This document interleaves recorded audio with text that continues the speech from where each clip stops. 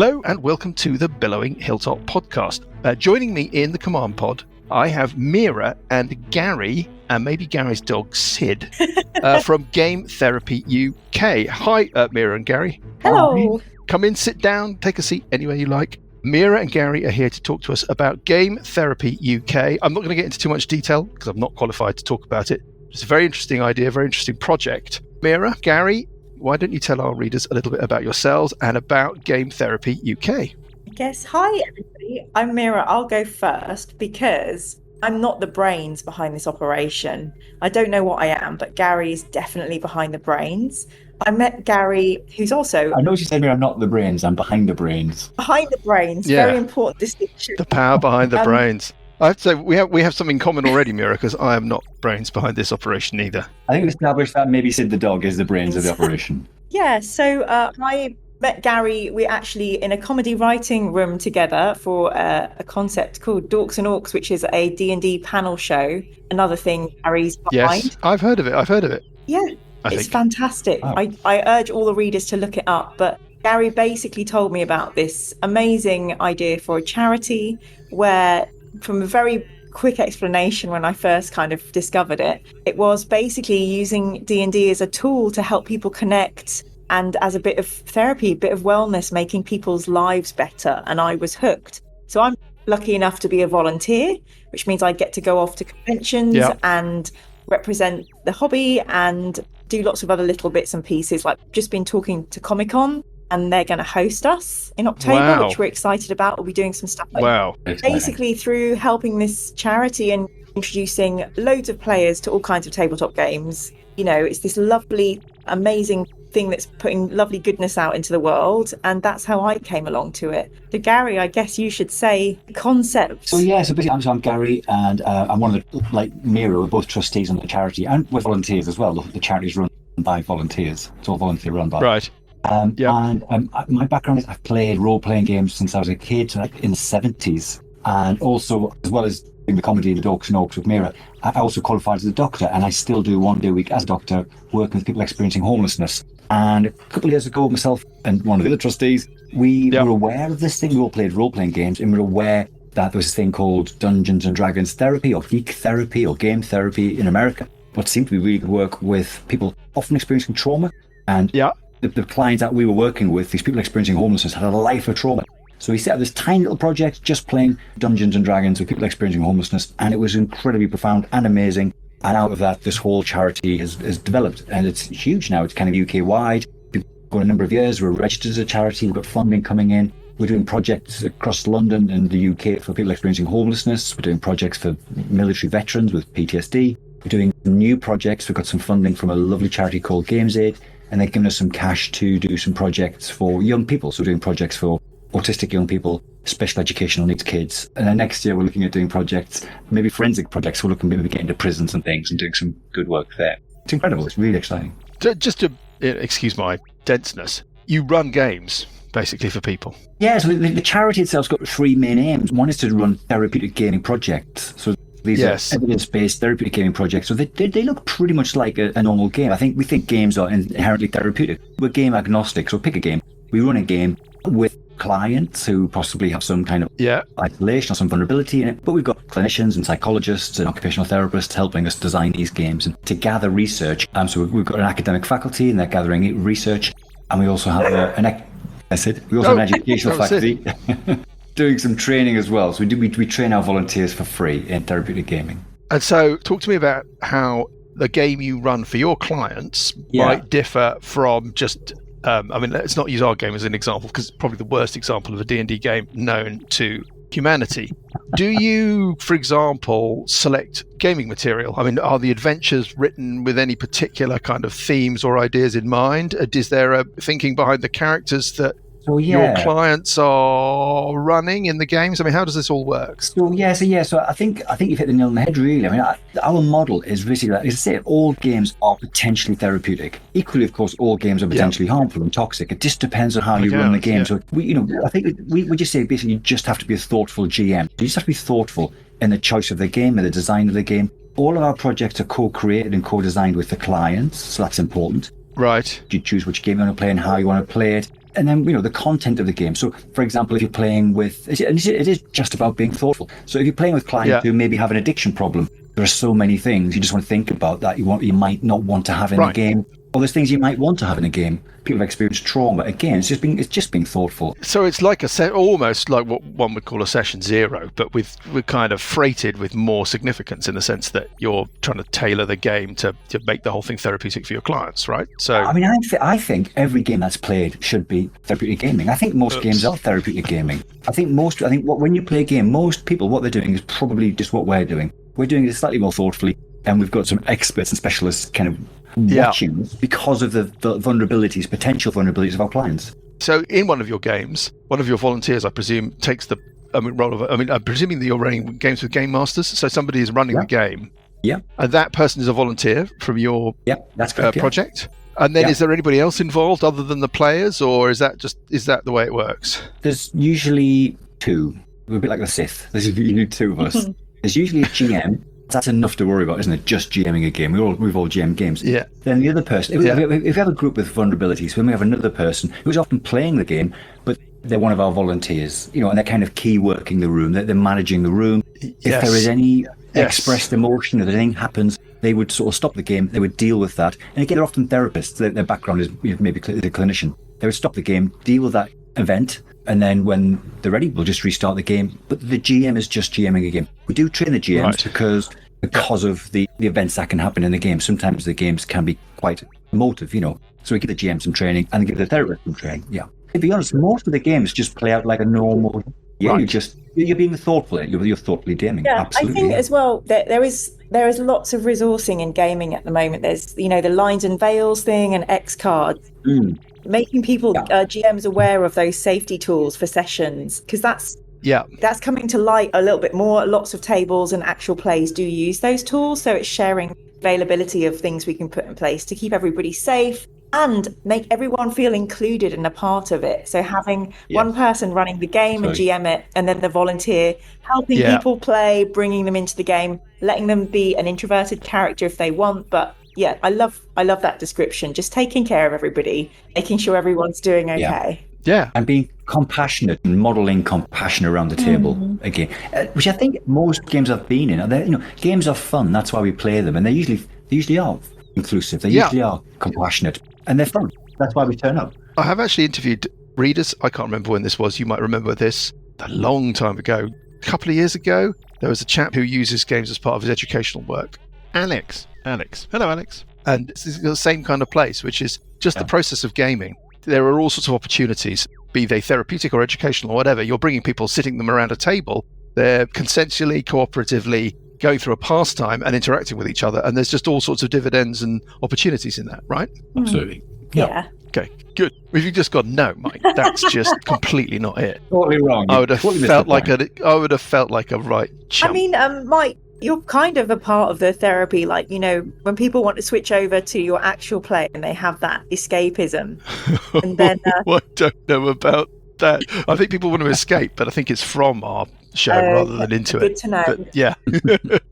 No, our show is fundamentally good-natured, even if the players squabble from time to time. And we definitely have derived but also squabbling's important. I mean, that's how how friends interact. Maybe we could be helpful then.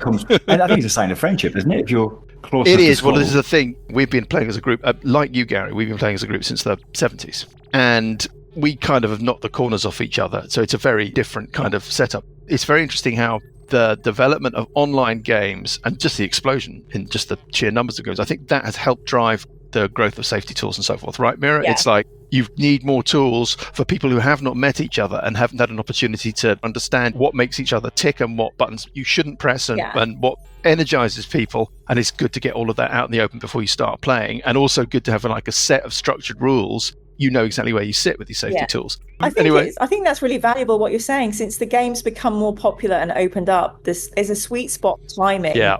Generally, people are trying to be more kind, compassionate, and maybe more importantly, put down boundaries. What is acceptable, what's not, what's going to let everyone have an enjoyable game, maybe a bit of growth and fun, and just make sure that, as Gary was saying, you're looking out. You don't want to trigger people. You want to bring them into this lovely social event where they can get a nice bit of Yes. therapeutic game time, but also build those social connections, like go and do some daring deeds and feel confident stepping into a character and just having fun.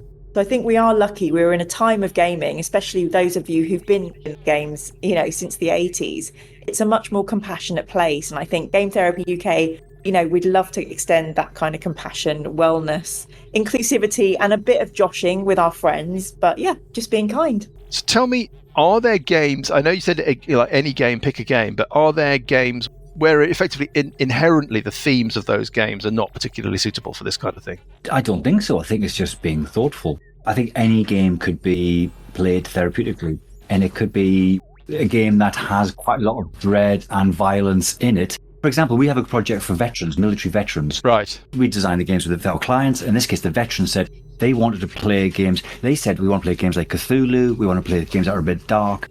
If it's Dungeons and Dragons, we want to play first edition where we can get killed potentially and there's risk. And when we spoke to our psychologists, these are people who maybe have PTSD or experience of real violence, real trauma. And the psychologists are going, yeah, absolutely. That's the sort of game that you should play. And so we've designed the games to be, we actually play with the veterans group. They play all kinds of games. The game IGM, I'm playing a 5th edition D&D game, but it's kind of homebrewed a bit to be a bit first edition-y, in the sense that some of the agreed rules, make it a bit more lethal potentially, and the themes of the game. I like the sound of that, Gary. That is my number one complaint about 5th edition. But my heart and heart, it's first edition, really, isn't it? Oh, those bloody death saves. The real edition. So we do that, and again, some of the themes in the game are a bit sort of Cthulhu-y, and it just means that there's a sense of jeopardy which the veterans want. Now, Gary, Mira, why don't we try and get the information out there about your project? So how do people find out more about you? Oh, well, our website is a good place to start. So get Googling Game Therapy UK, and we've got the cutest little Dino Buddy icon thing that you'll see. And we are on Twitter, we're on Facebook. If you see us at an online convention or an event, come say hi. If you can follow us on any social, it will help the numbers swell and our messages get out. If you want to volunteer as well, if you follow us on the socials or join our newsletter, whenever we're looking for volunteers, we kind of advertising out on those as well. And just sign up for the newsletter on your website, right? Yeah, so that we find the newsletter on the website. There's many ways to volunteer. It can be like helping to man a stand, or it can be like offering to run a game, or maybe you want to help with the research. Like if you think you might be able to help, just drop us a line, because you never know, and we never know what will come up as we grow and continue. Is that right, Gary, to say? Absolutely. Yeah. We're very kind of collegiate. We just want to get people to together, to bring people together. If you're already running projects, for example, if you're already running therapeutic gaming projects, as long as they're charitable and it's not in the marketplace, give us a shout. We could maybe help with funding, or we could get involved with research, that kind of thing. Yeah. I'll post the links to your site and your socials in the show notes. So readers, if you're listening to this on your phone, scroll down a bit. Mira, Gary, that is fascinating. I'm probably going to think of loads of questions. So maybe if I think of anything that's worthwhile, or there's something specific you want to talk about, a particular project, maybe you pop in at some point to the Command Pod and have another chat with us, because I really enjoyed that. Thank you, Mira. Yay, thank you so much. Lovely to meet you. Thank you, Gary. Dr. Gary, thank you, Sid. Thank you so much. Lovely to meet you too. Readers, we're always grateful for ratings and reviews. If you would be so kind as to leave us some lovely stars.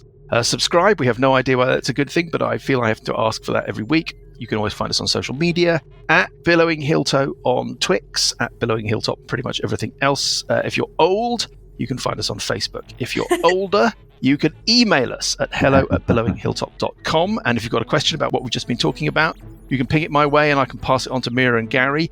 Otherwise, I've got no other news or information. So let us push on with episode 203 of the Billowing Hilltop podcast. Smoke gets in your eyes. Sorry, we do have to touch on the football briefly. Okay. Wasn't that just the most hilarious game? Yeah. This, by the way, we are recording in between. Was it Slovakia or was it Slovenia? Slovakia. The Slovakia game. Slovenia are playing now. And the Switzerland game, which having looked at the Swiss. Yeah, we're not going to win that one. we're not going to win that one, are we? No. He still has to win the tournament, though, doesn't he? Well, of course, yeah. Well, to keep his head, I think, in the current national mood. Yes. There was also the brilliant people that they were interviewing, the England fans who were leaving. Yeah. Oh, yeah. In the 90th minute. Graham was never, and Dan and I can all say that we have never, ever left a football match early. Yes, you have. Never. The traffic. Never, ever. I did when I was 5. No, I wanted to leave at half time because my Ribena, I'd finished my Ribena by half time. I wanted to go home. I see. And you try getting out of a football stadium at half time. It's impossible. When you're 5. By yourself. With an empty flask of Ribena. I know one match you left at half time, Mike. That was Arsenal versus Wigan, third round of the FA Cup. Grimsby. The best ever birthday present bought for a Spurs fan. Christmas present. Yes. It's going well, this conversation. I remember it well. So long ago. Yeah, it was a long time. Paul and I used to have a competition where we would buy each other genuinely disappointing Christmas presents. Not like ironically, like, oh, what is that? No, but just like genuinely, like open the parcel and be like, oh, that's just, I have nothing to say. That's just shit. And he bought me the Arsenal cheapest Grimsby in like the third round or something of the, I don't know if it was the Carling Cup at that point, whatever it was called at the time. It was the cheapest ticket. Dreary. It was like raining. January. It was raining. Vision obscured. Behind a column. Yeah, restricted view in Highbury. Lord, it was so miserable, the entire process. I sat really at home was. Thoroughly enjoying myself, and he had to go alone. Yeah, by myself. Oh, right. Just sitting there. Half time, I was like, fuck this, I'm going to the pub. Crowning glory, that one. Yes. You got me a Celine Dion calendar. I did. Oh, that'd be worth something now. Yeah. Right. We're going to play some D&D. Oh. We've got no Johnny, you see. We can just talk. We've got no Johnny. We've got no Johnny readers. D&D? He's moved to a country with no extradition treaty. Under an assumed name. As a result, we can just do what we want. We don't have to play any D&D. We can blatantly ignore the instructions he left.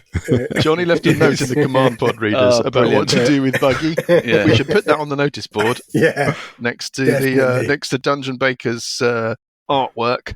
Pride of place. I presume we're going to ignore it. I was thinking, instead, we roll 1 to 4 to see who runs him. We should roll 1 to 4 to see which of the instructions we follow. Right, which one you start from, and then you have to do all 4. You just do in one circular fashion. You have to do whichever one the dice lands on every round. Have you seen he says run up and attack? Jump 20 feet forward. Once. The first one is literally, it's just the state of the art as far as Johnny is concerned. Run up and attack the dragon thing. Once Scaly has approached them. Not first. I'm going to wait for somebody else to be there. Oh, dear. Also, has he cast Death Ward? Yes. I know he hadn't at the beginning of the day, and the revelation that he hadn't caused him some discomfort. I'm trying to remember when he stopped and did it. Anyway, I'm going to presume he has done because as always. Can you imagine? Where we left things. I need a recap. Oh dear, we've got to tell Parker what's happened to Parker. Oh yeah, sorry. Yeah. Parker. Yeah, okay, obviously. Parker's about to die. What am I doing over there in the corner? What are you doing over there, Parker? Yeah, sorry yes, about what that. on earth has happened there, Lucas? Well, I can tell you what's happened there. Decision was taken by Dan. Parker was parked in the corner. No, you were not parked in the corner. You were properly probed. You were sent as a probe to run along the wall because Johnny has convinced everybody that every single part of this little complex of rooms, a Carrion Pit, it's called, and you're here searching for Childgar. Well, you found Childgar. You think you've dominated Childgar. Did you remember that? Yeah, of course. Thank goodness. Because he's being a bit awkward for a dominated creature. Well, I've listened back, and I think so far it's been pretty reasonable, but I'll listen to argument. Parker has been sent into this little chamber. He had to run along the walls because Johnny is convinced that, I don't know, everywhere is a trap. He took out the last remaining one of those that wait that you know about, who was waiting by a switch just round that corner. You can see where you're standing, Parker. Yeah. The presumption was that creature had to go. As Parker got rid of that creature, 2 attacks and then 2 further attacks, burning his last key point in order to do so. Oh, no. The creature was trying to protest that it was a friendly creature, or at least not. I'm not your enemy, or something. It said, and then you punched it, and then it said, "Ow, we have been enslaved," and then you punched it again, and it died. Oh, that's nice, Lucas. That's really nice. The reason you're in there is because of this character with the red base, which you think it's a sort of weird shape-changed, semi-humanoid blue dragon called Zyzanth. We're not going to get into the whole Zyzanth thing. Passing mention that I didn't realize it was Zyzanth for almost an entire session and a half, actually. It's just zapped you with its black staff of horrible, and you have taken a bundle of necrotic damage, Parker, and all out of you burnt your Ort dice or last key point or one of those things on trying to make the save. It didn't happen, and you had to cross off a death saving throw. What? I actually rolled 1 to 2 death saving throws and rolled a 1, which is fortunate for you. Even though I'm not on death saving throws. Even though you're not on death saves. So if I were to be on death saves, then I would start at a disadvantage. Well, you'd have fewer. You'd have fewer to start permanently, with. or just for the next time? You've just got no idea. The other question might be, if you run out of death saves when you still have hit points, what happens? Oh god. Mm-hmm. Lovely. Anyway, new session, you get an Ort dice. That's the big positive. Yeah. Like the Swiss flag. Where we need to pick stuff up, though, is with Scaly O'Toole, because I think that's it, really, for the bad Greebly people. Scaly, you're tucked round the corner in what we're going to call the atrium area. Yep. There's a little 15-foot wide passage of sorts that you and, well, certainly Johnny is deeply suspicious of.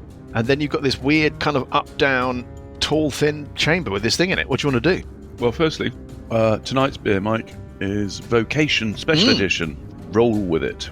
A DDH Pale Ale. Very nice. It is really, really nice. Mind you, it is 5.2%. 5 point what? 5.2, so let's do this round quickly outside before my zone. I drink. Yeah, that's outside my area. My beer is waiting. It's sitting here. It is glistening. It is beaded with moisture. And it is, of course, Parker. It's also in the new, you'll be delighted to hear this, Lucas, because I know you worry about these things. It's in a new green can. Hey? Could that be more appropriate? It's sitting there in front of me. I shall open it shortly. I don't need to give it a review because we all know it's the finest beer the world has ever seen. Right. Sorry, Scaly. That's all right. No. Distracted. I mean, honestly, keep going, because you don't know what to do, do you? Hey, well, I suppose Scaly's life is going to be very brief now, because he's got to go up and attack. So what he's going to do is he's going to go round the corner. He's going to head towards him, hope that there is no trap. Right. And then he's going to... Nothing happens. And then so one thing I missed, how wounded is this creature? Not very. I would say 0 wounded. Oh, right. Okay. Unlike Scaly, who's half wounded. I had it trapped in a wall of force, but somehow it got out. Let me just have a quick check. It's taken a little bit of damage. It has taken a bit of damage, but it looks like something that's got an awful lot of hit points that's taken a little bit of damage. So basically it looks a bit like Parker. Only like it's got more hit points than Parker. And it's taken less damage than Parker. It's taken more damage than Parker, so far as I remember. Right. Completely got lost there. This thing smiles at you, Scaly. It's got this black staff in one hand. It's got a wicked-looking scimitar in the other. You know about both of those things because your dragon lore. It's waiting. It's looking expectant. Yes, and it's got... And not in the sense that it's about to have a baby. It's now got valve enmity against it. It goes, oh no! Oh no! It doesn't do that. It probably doesn't notice or know what it meant. So that's advantage on attack rolls. Okay, and let's do it. There we go. Hasn't got an amazing armor class. Is it an evil outsider? No, it is not. Dragons aren't outsiders. Dragons aren't outsiders. Hitting armor class 17 is a miss. Armor class 17 is a miss, but it's attack. Armor class 17, of course, is a miss. Okay, well then that's. And armor class 15. Well, that was just one attack because I'm taking advantage. Yeah, it's just the first. It's just the first attack. Of course it is. Second attack is armor class 28. Let me just check. Yeah, no, of course. That is a hitteroo. With what? A massive chopper. Giant chopper of the Mistmarch. My the massive chopper. of the Mistmarch. Yeah, with your massive chopper. Okay, in which case I will do a 3rd level Divine Smite on it as well. 22 points of damage and 16, so 38 points of damage on it. Wow. Okay, well, I would say it's looking, No different whatsoever. No. I may have slightly mischaracterized things because he didn't do that much damage just then, but now it's starting to look a little bit, Better. chipped away at. Oh, okay. Oh, yeah. It's looking Slightly No. healthier. I mean, it's nowhere near bloody. It's nowhere near bloody. No. It's no longer taking a trivial amount of damage. Excellent. And On 10? Yes. Oh, no, you got more, have you? I think if there's any desert trolley, but I don't think so. I don't No, think you so. don't run away, for example? No, I'm going to stay there because I think there will be a attack opportunity coming up. So I think we're good.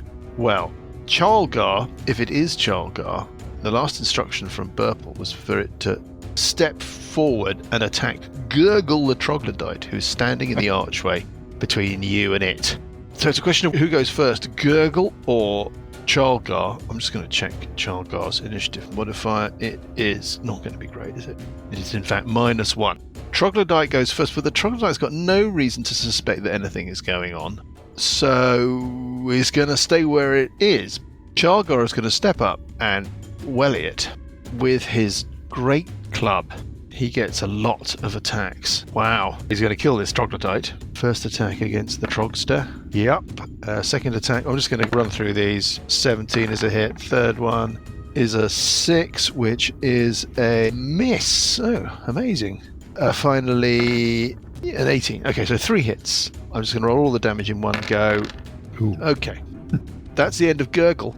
And Chalgar messages you, Burps. Uh-huh. I have done as you commanded, oh master. But his mouth is still moving. On 7, it is Burple. Okay, how were you planning to retrieve... where did he say it was? He said it's with Mother Worm down in the Great Pit. How... Wherever that is. Where is that? And whoever Mother Worm is. Yeah. He also said, it is certain death. Yes, how were you planning to retrieve it? I had no plan. It was to keep it away. I have no desire to own it. I'm trying to play as he's got 5 intelligence. I hid it so it could not be retrieved. I did not want it found, or my lie may have been... Mouth still moving. Discovered. What lie? That it was the Tiamakul Nul Shadar who had stolen the key. Okay. There's a dragon creature in the other room. Go and kill it. I point round the corner. Could you just be a little bit more specific, please?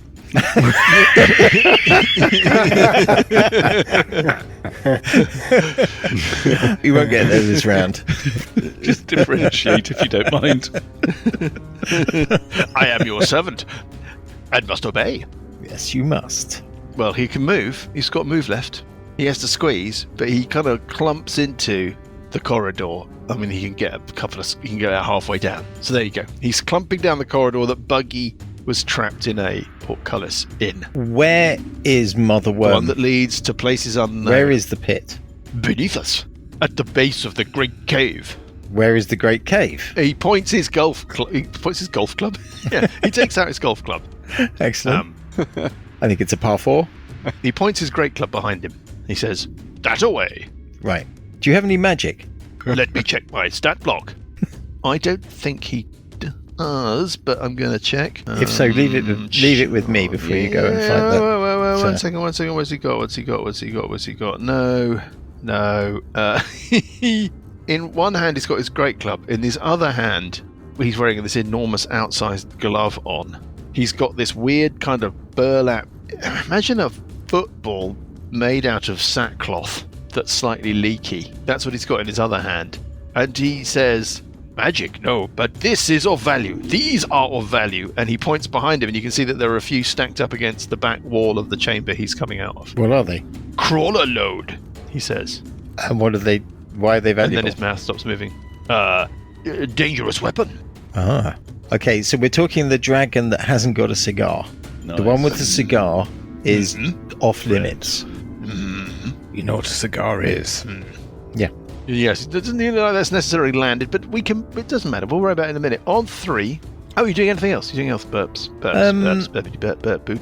I think I might move slightly into the corridor, into the main corridor. So not really, but What, sort of into the doorway? yeah, into the doorway, so I can see. I'm expecting Chelgar to go past me, so Yeah. I want to keep it. Have an eye north. On 3, it's time for fun because it is Uncle Buggie, who, according to instruction 1, is going to go and attack the dragon. Instruction 1. Run up and attack the dragon sorcerer once Scaly has approached and attacked. Yep, that's happened. Yep, done that. He's got a move of 70 feet. which is 14 squares. Is that far enough to get him there? 1, 2, 3, 4, 5, 6, I 7. reckon he gets him to the corner. 8, 9. I reckon he gets. Yes. Okay, so he can run up, but he can't attack. Well, he can take cover around the corner. No, anyhow, he runs up and then he wants to jump. Can't he move? He can move. Yeah. Does he want to jump into that room? He will assume the Yes. pit trap at the entrance and will jump across the entrance area, 20-foot jump, before moving to attack. Okay, but he can't actually attack because he's not Fine. got enough movement, right? Would he do that? Is that what he would do? I think he would take cover around the corner. It's up to you. There's no point moving into base to base, is there? Oh, he's also going to come. There's an instruction about the smoke, is there not? Yes, he will retain the smoke as long as possible, as it is too good an advantage Right. for him. So he's now plunging Scaly to the smoke by standing in that corner. That's All right. wonderful. But I mean, if he jumped across the pit, as we just discussed, he would plunge the entire chamber into the smoke. Yes, which would then have no advantage for anybody apart from the dragon. It's Parker time, everyone. Here we go. Oh, that is absolutely faultless. Right. Okay, so he's going to wait there, plunge Scaly into the smoke, and stand at the corner. Is that it? Is he raging? Can anybody remember? Did he say in his little note? No, he didn't send his little note. Does he get X number of rages a day? He does get X number of rages a day. I think he's used a couple today. He's definitely ticked rage at least once. Okay, he's cast 2 stone-shaped spells. Certainly one of which required him to stop raging, if I recall. I think that took place in the broom cupboard. Yeah. Whether or not he was raging when he encountered Well, he's definitely the not first raging now. portcullis. He didn't attack last round, and he hasn't attacked this round. And how many rages has he got left? 1 or 2? He has 2 ticks that he can make. He's only ticked once. Okay, well, maybe that's what he would do. Bonus action to rage. You ever think about that? We can always desert trolley that bit. On 22, top of a new round. This combat's been going on forever. It is Session Zeeper in the storage room In the storage room, I can see again something. with the lead pipe. Excellent. What's behind the big giant? It looks like it opens out into a chamber. Quite what the extent of the chamber might be, you cannot tell. There's a wall opposite. So through the arch that the giant has just squeezed through, there's about 35 feet between that archway and a wall that's opposite you, so running north-south. Is there space to fly over the The giant, yeah. you can freely pass through any creature that is one size category Oh, I can. or more larger than you Yes, true. as a hobbit. So yes, is the answer to that question. This is very unsessions-like behaviour. I'm going to fly up to the entrance and have a peer, see what I can see. So you're flying to the archway. To the archway. I'll show you what you can see. Oh, I spy some bad guys. I'm going to fly all the way back to where I started. bad guys. I'm going woo, back to where I started. Yeah, but let me just And I'll go, tell you what you can see. yeah. For the reader's benefit. Immediately to your left, there is a troglodyte Which were pressed up against the wall. probably with a lever, yeah? Well, you I couldn't see it, but I'm guessing he's lever commander or the... Well, there's another one on your right. So Yeah. just tucked around the corner, being sneaky, you've got a couple of troglodytes. One of which will have the lever. possibly. Yeah, I'm sure of it. And then you have one of those that wait with a bow at the ready, but I'm going to say that I don't think you've kind of provoked them into a shot. They were waiting for somebody to come running down. You've come spoodling along by the ceiling on your little broom. It's tucked round the corner in the kind of northern section, but obviously this chamber opens out. There's a kind of block that juts out into this room, and you suspect there's quite a lot of space to your south and quite a lot of space to your north that then extends off to the east. So it looks like you're looking at a big room. that goes north-south with all sorts of sections to it, and creatures tucked in, hiding around the corner. What else would you like to do, Sessions, or is that... I've retreated back to where Burple is, and I will inform Burple of what I have seen. Okay. Okay. On 13, it's Packet. Right. Come on. A couple of quick questions. Here we go. Somebody been keeping my character sheet up to date? Because you said I had no key points, but I see one key point. You've got no key points. That key point was spent rescuing yourself from... so I will remove that. And then the other thing is, did anybody use any of the charges from the Staff of Striking? No, I don't think so. What do they mean? It does. They've used the Staff of Striking. Yeah, but it's extra D6s. No. Okay. Not that I remember, no. All right, well, I suppose I will step up and hit this thing. Yes. Okay. Can't do Flurry of Blow with the Staff of Striking. Oh, hello. It's a natural 20. Hello, it's a natural 20. Is it critical? Do you want to gamble? Well, there's no gamble. You just can roll to confirm. Yeah, I will. Roll to confirm. That's... bounced off the 16. 19. Is not enough, I'm afraid. Okay. Still, you're doing double damage. Double damage. Dice, and double dice, and then there's the also, modifier. and then an extra dice because of savage attacks. Oh, yes, savage attacks. So I already rolled one, so that's another 3d8. 12. 12 points of damage. 12 Plus the points 6 of damage. for the modifier. So that's 18 points of damage. And then I will use 3 charges from the Staff of Striking, which is an extra 3d6. Another 11. 11 points of damage. Right. Second attack. Oh. Well, it's feast then famine. Natural one. Well, you haven't got any more attacks anyway. Well, I would have an unarmed strike, but... Well, do you want to gamble? I don't want to gamble. That's not gambling at the moment. You sure? Sure. Shawshank Redemption, sure? Because it's it next. Okay. Critical fumble. Hold on. You roll. If you miss, you draw a fumble card. If you hit, you turn that second Staff striking attack into a miss, and therefore you would be able to make your unarmed. By the way, we didn't realise that you had an unarmed strike. We thought you had to spend key points to use Flurry of Blows or something. We got that wrong. That's to give you an time. extra attack on the other. That's to give you 4. You get 3 otherwise. Okay. We thought you got 2, and then anyway. How It's not my fault. So his armor class is anywhere between 19 and 28, basically. No, I'm going to leave it. Yeah. You're going to leave it? Leave it. On a jet plane. Right, so... Sorry, one other thing. I've also attacked it, you aren't haven't I? leave it. So, yeah, I'm just going to move back the dessert into... trolley wheels across the restaurant. Going to step back into Buggie's cloud. Doesn't draw an attack of opportunity. He doesn't draw an attack of opportunity. So, Scaly, you're in the cloud. Yep. Parker, you're in the cloud. Uncle Buggy, we're going to say, is peeking round the corner? Are we going to say that Buggy is peeking around the corner? He's not taking full cover. Has peeked around the corner and is now taking full cover. He's taking full cover. In which case, none of you know where this thing is, right? In its turn, nothing happens. This is why I hate this cloud. On 12... What's good for the goose? It's Scaly. Yeah, I know. Scaly's going to free action shout at Buggy to turn the cloud off. Fucking Egypt. Let's have a look at the note. Have we got anything that can... that can do that? The explicit note says he will retain the cloud. No. The note says that Buggy will go, no. He will retain the smoke as long as possible. There we go. All right, well, Scaly's going to step out of the cloud. Mm-hmm. Can he see Munst in any way, shape or form? No. Nothing there. So that's how we did it before. Dimension door. Teleport. Misty step. So annoying. 45, 50. Scaly's going to run directly through the cloud to the other side to see if he can see. This is using... Into the atrium area, the area where the original portcullis came down. There's nothing there. That's a move for him. So I would say that's that. That is it for Scaly. Okay, very interesting. On 10, it's the troglodytes. Can I use a free action to tell Chelgar to... No action is required to issue quick instructions. I will tell him to go back into the room and start killing troglodytes. Okay, he goes. And those that wait. I shall obey you, O Master. Well, the troglodytes go first, we've established. By dint, love that word, of their initiative modifier.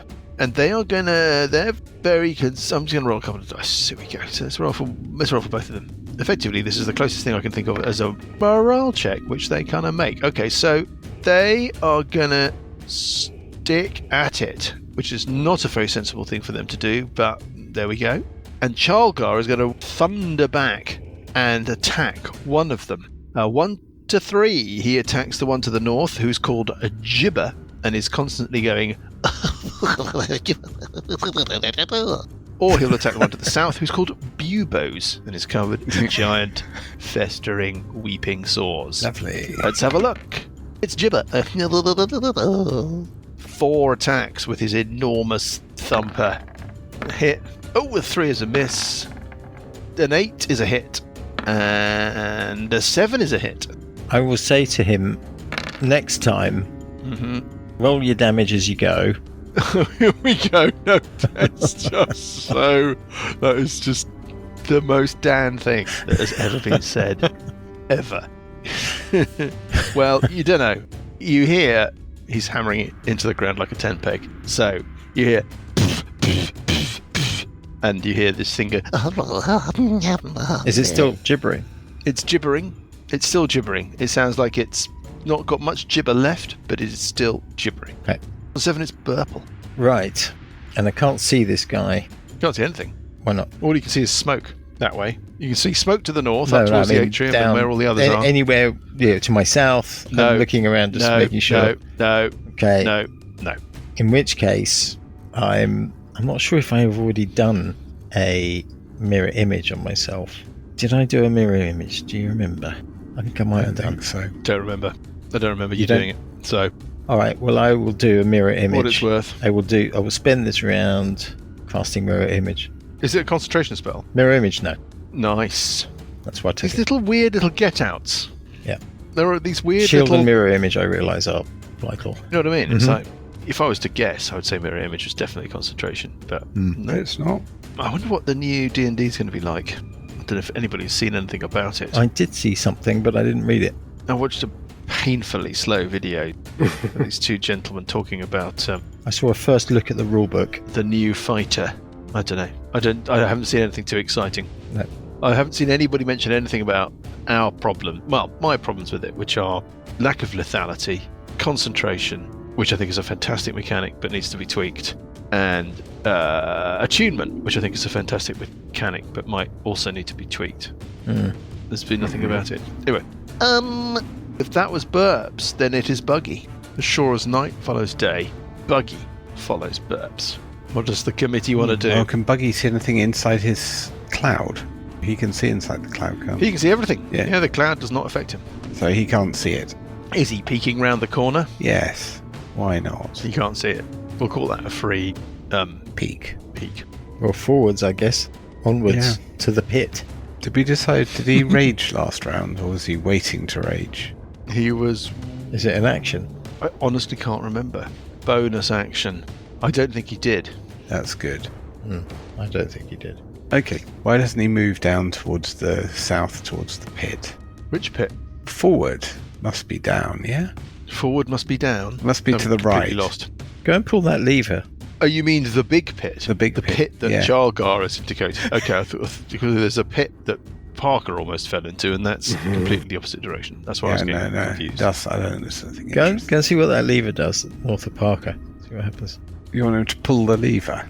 Parker could be in the... Yeah. That's not... Yeah. But we've got to find out, right?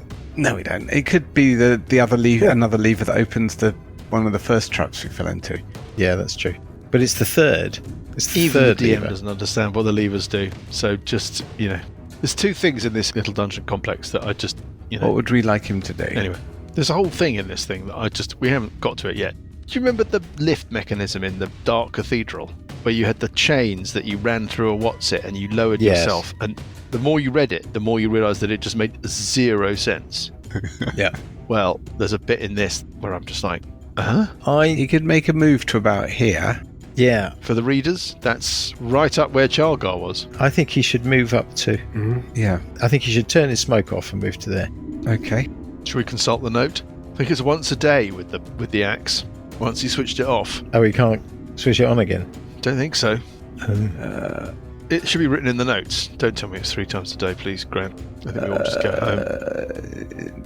Once per long rest, as a bonus action, the axe creates smoke in a 20-foot radius, which moves with the axe. Duration up to an hour. The smoke obscures vision, but you can see normally. That's what it says. Well, I don't think he should move up and cover Chalgar, who's taking care of our enemies for us. Okay. So maybe he should just stay where he is. It's absolutely or brilliant. edge forward a couple. He just paralyzes everything. If he doesn't attack anything, he just becomes basically this giant liability. Yeah. Maybe just maybe turn it off. Yeah. Just go ahead, turn it off, and move up. Yeah, you could move through Chalgar and start fighting stuff. Yeah, do it. Shall we? Yeah. Okay. Do what Dan said. I'll move him, shall I? Okay, so you're switching off the smoke and running up to Chalgar, or close to Chalgar. 3, 4, so 5, out of the atrium, 6, south, past 7, the storeroom, 8, and then 9, east 10, towards the big room that Chalgar 11, was in. 12, 13, 14. He turns the smoke off. Yeah, that's so much better. The noise that Graham made says it all. Read it. What was that noise? Release. Relief. It's like having a really good shit. Yeah. Right, Sessions is round. Finally. I'm clear. I'm rid of that stone or two of shit. Sessions on 22. Yeah. Okay, so I'm going to go... Wow, you can suddenly see Buggie. My God, is that what Uncle Incredibly Buggy looks like? Uncharacteristically. He is just a cloud of Buggy. miserableness, isn't he? He's just a cloud of miserableness. We should ask Chalgar which side the lever's on. I shall ask Chalgar which side the lever's on. This side. And he points towards Gibber, Gibber. the one that he was attacking before. Okay, so Gibber needs to be dealt with. Well, Chalgar's dealing with Gibber. Okay. But if you can do more damage on him. It's hard to get to a position where I can damage him without damaging Chalgar, actually. Just wondering if Buggy could move again. He could. There is one of those that waits at the back. Yeah, but he could put his cloud. He could leave his cloud on. Oh, leave hold his up. cloud on and move to there, where he's not interfering with any of the party. Mm-hmm. Well, The there's problem here actually is that it's still his round. Nobody's gone since his round, so we're just contemplating running somebody else's character. Chalgar has pointed to somebody that you wouldn't be able to see. Anyway, yeah. No, but he's not reacting to that. That would happen afterwards. He's not reacting to that. If he was going to go through, he probably wants to put his smoke cloud on Sneer. Yeah, on Sneer. Yeah. What's Sneer? Sneer's a one who waits to the north. Oh, is he? Oh, so you think he should move that way? Well, I mean, at least put his cloud in between Sneer and the rest of us so that Sneer can't shoot at us. Doesn't even have to. Okay. Well, he can go all the way up. Well, I can't see anymore. Yeah, that's true. Once he gets past Chalgar, we'll get to that. So Uncle Buggy is running through the arch, through Chalgar. Yeah. Yeah. Okay. Can you reach into a square next to you and interact with something? You can, can't you? You can interact with an object, for example, with a door that's in the square that you're next to, right? So when Uncle Buggy gets to there, effectively running through the middle of Chalgar's bulk, he can see a bit more, obviously. What he can see is that waiting for him Those that wait are waiting. is somebody else. So he gets a nice big view of this room. Let's start with the good news. Yeah. Well, it's a semi-good news. So he can see north, he can see Sneer waiting, one of those that wait. He can see south, and he can see Bubos. You can see all of this great chamber as he breaks the plane of the door. I'm going to read you the description. What may have once been a fairly well-organized living chamber has been crudely redecorated. All of the furniture has been swept aside and piled in one corner of the room, and let's say it is the northwestern corner. A huge mound of furs that appears to have been used as bedding lies heaped in the opposite corner. Oh, I got that right then. In the southeast corner. The remains of several vile meals lie strewn about the place. This looks like where Chalgar has been bedded down. And as Buggy gets to that point, he realizes that behind Gibber is one of those that wait. It's got a distinct spider web tattoo running around his neck and across his face and forehead. It chuckles as it flips the lever that's in the square next to Gibber, and the floor gives way under Uncle Buggy, revealing a pit of green fucking hell. slime. So, Mike, Buggy is basically a cloud of smoke as far as the enemy is concerned. Right. Does that impact when they might do this? Well, I suppose you could make. I mean, they know that Chalgar is standing there as well. Yeah, that's already. I've thought that through.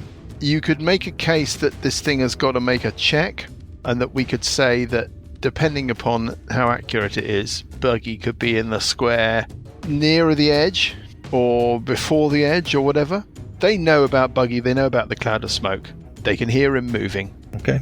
So maybe a random square forward or back. Let's make a perception check for this creature. I don't think this thing has got amazing perception.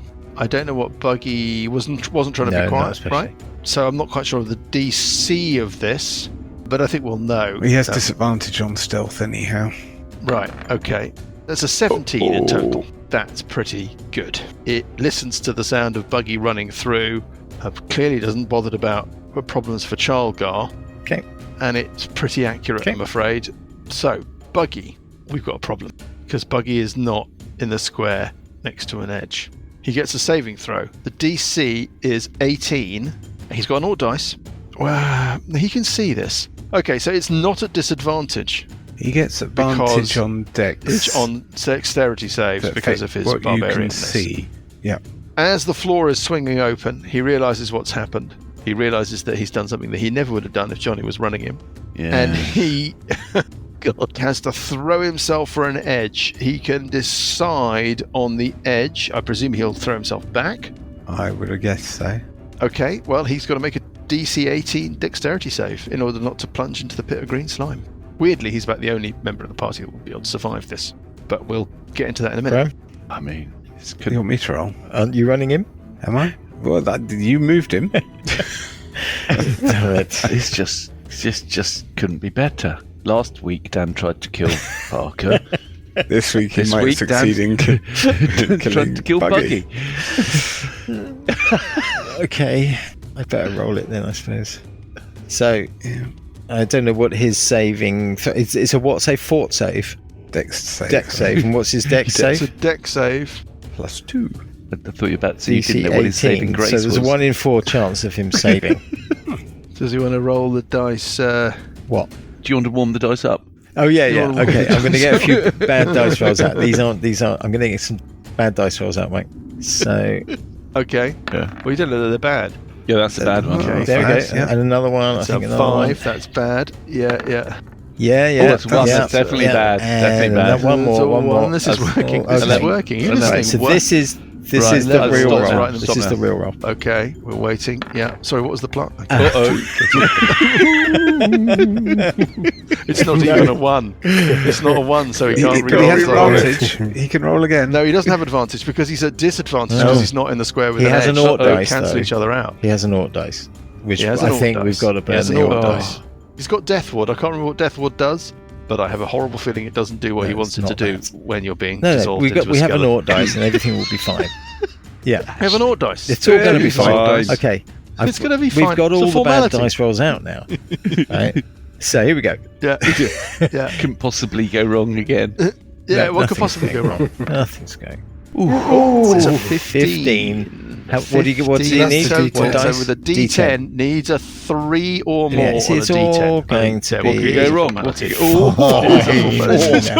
Oh, fine. he grabs an edge. Chalgar has to make a saving throw. Grabs onto Buggy as he falls. He's standing right. He's Knocks standing Buggy right in the into middle. pit trap. He is at a square with an edge, so he doesn't save at disadvantage. I'm just wondering whether or not he should be at disadvantage because of the smoke. I think if you wanted him to die, you would tell me that that was the case. But I think you cancel that out because he knows about the pit. So he's just going to roll a straight roll. His dexterity save is not award-winning. Here we go.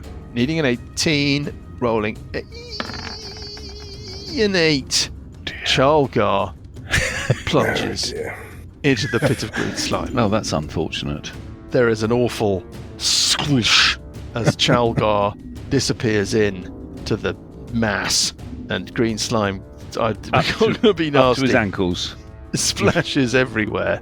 What becomes of Chalgar? Fucking hell. The only person who knows exactly where the key is. What becomes of Buggy clinging to the edge? Can Chalgar live long enough to scramble up and grab Buggy by the feet and pull him to his doom? Well, we're not going to find out now. No? We're going to find out. No, we're going to find out when we pick things up next week. Right. We've got to come to an agreement that we don't tell Johnny about that. About what? He'll figure it out, but I mean, just... He'll never make it back from Costa Rica in time. True.